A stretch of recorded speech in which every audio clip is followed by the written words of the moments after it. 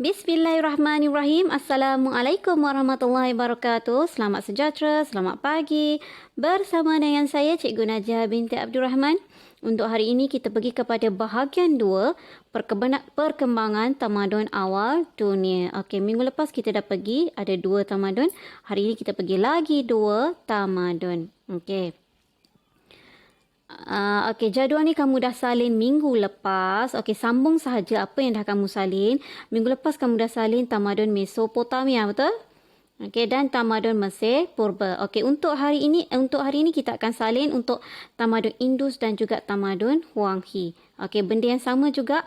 Kamu akan salin lokasi, perkembangan dan ciri-ciri dia. Okey, sambung sahaja nota minggu lepas. Tak perlu buat jadual yang baru. Okey, sebab jadual ni dah ada. Seterusnya, kita tengok lokasi dia. Kita imbas balik apa yang dah kamu pelajari minggu lepas. Okey, lokasi. Minggu lepas kita dah pergi kepada tamadun Mesopotamia. Okey, pertemuan antara sungai Tigris dan sungai Euphrates. Ni, yang warna hijau ni. Ini adalah tamadun Mesopotamia. Okey, lepas itu kita pergi kepada tamadun Mesir Purba. Ni di lembangan sungai Nil. Okey, ini sungai Nil. Okey, ini adalah tamadun Mesir Purba. Untuk hari ini kita akan pergi kepada tamadun Indus. Okey, di sungai Indus. Dan juga tamadun Huanghe di sungai Huanghe. Ni di sini Ini adalah lokasi-lokasi yang kita akan pergi pada hari ini. Seterusnya, okey, kita pergi kepada tamadun Indus. Lokasi, di mana lokasi tamadun Indus ni? Okey, terletak di lembah sungai Indus bahagian barat laut dan utara India. Okey, tamadun Indus ni berada di India. Okey, tengok lokasi dia dalam peta. Ini adalah peta dia. Kamu boleh tengok. Okey, yang warna coklat ni adalah dia punya tamadun Indus. Ni di sungai Indus. Ni sungai Indus lah ni. Okey, sungai Indus. Seterusnya, okey, kamu boleh screenshot atau whole video ni dan salin di bahagian tamadun Indus, di bahagian lokasi. Okey. Seterusnya, okey, perkembangan. Lembah sungai Indus mempunyai 2 musim ekstrim. Ekstrim ni apa? Sukan ekstrim. Okey. Ekstrim maksudnya melampau. Okey. Yang keterlaluan. Okey. Kalau musim hujan, okey, tengok kat sini. Menyebabkan banjir yang akan memusnahkan kawasan penempatan. Kalau dia ada musim hujan, hujan itu boleh menyebabkan kawasan penempatan mereka banjir. Okey. Dan mereka juga ada musim kering.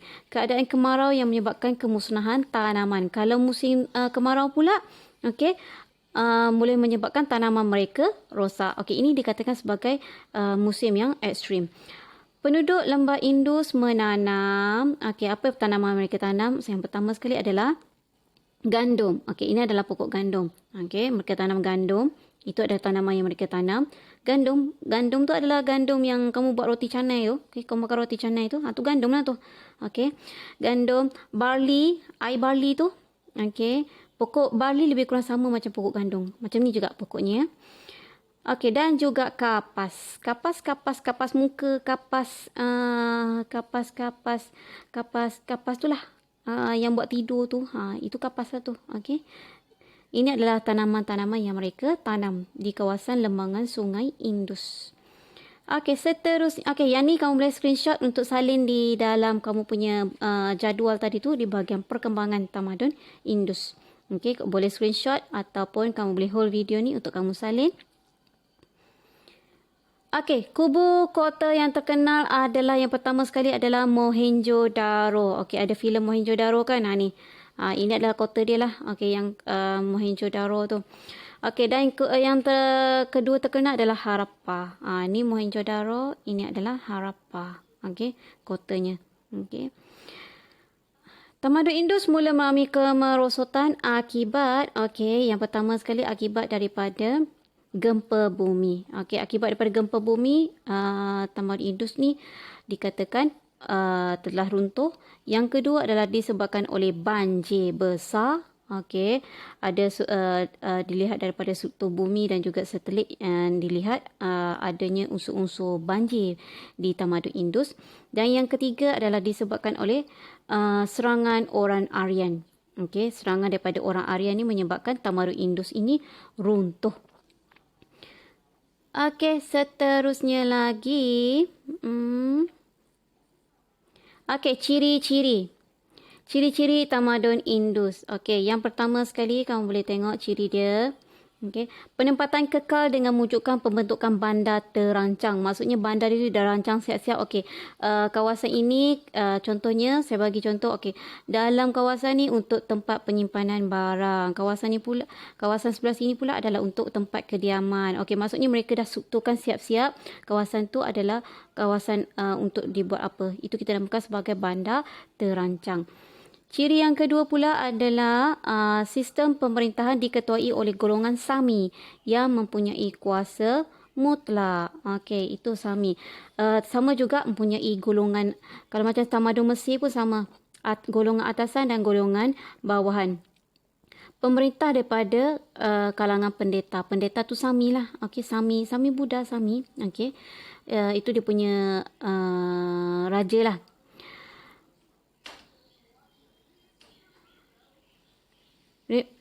Pendeta dan juga pedagang. Okey, ini adalah pembantu dia. Lepas tu adalah petani, buruh dan bawah sekali adalah golongan hamba. Okey, semua masyarakat mempunyai hamba. Okey, sama saja. Ini adalah susun lapis masyarakat tamadun Indus. Seterusnya, pengkhususan pekerjaan. Okey, tamadun Indus juga mempunyai pengkhususan pekerjaan sama seperti tamadun-tamadun yang lain, ada pengkhususan pekerjaan juga. Okey, seperti perdagangan, pertukangan, pertanian dan juga pembuatan. Okey, semuanya ada pengkhususan pekerjaan. Sama saja. Okey, ini pun kamu boleh screenshot untuk kamu salin dalam jadual yang telah kamu buat tu. Okey, di bahagian tamadun Indus. Okey, habis untuk tamadun Indus, kita pergi kepada tamadun yang terakhir iaitu tamadun Huang He. Huang He berada kat mana? Di negara China. Okey, lokasi di Sungai Huang He, Sungai Kuning dan Sungai Yangtze. Okey. Huang He bermaksud Sungai Kuning yang menyimpan banyak lumpur kekuningan yang subur.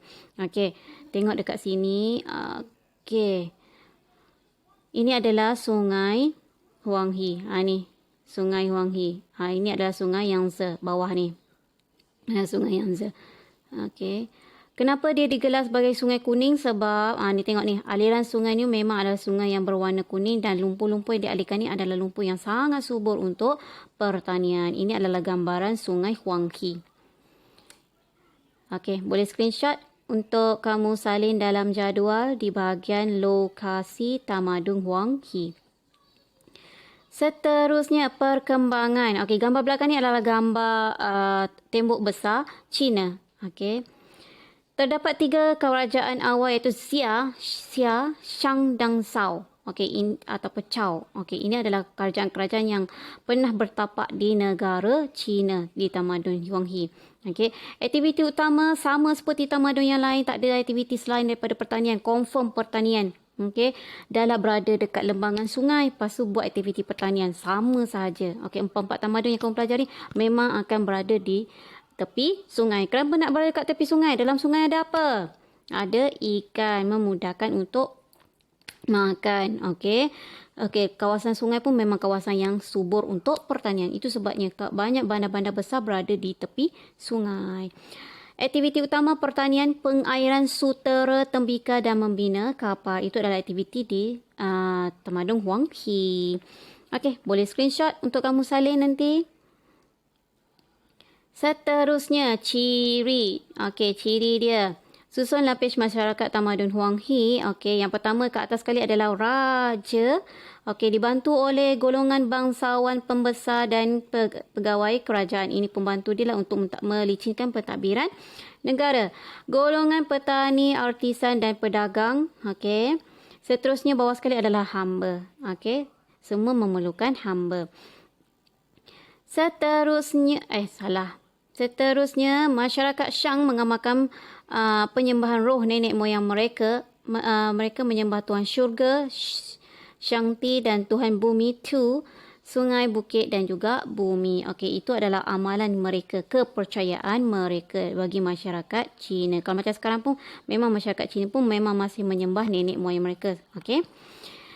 Boleh screenshot untuk kamu salin dalam jadual. Okey, jadual ni...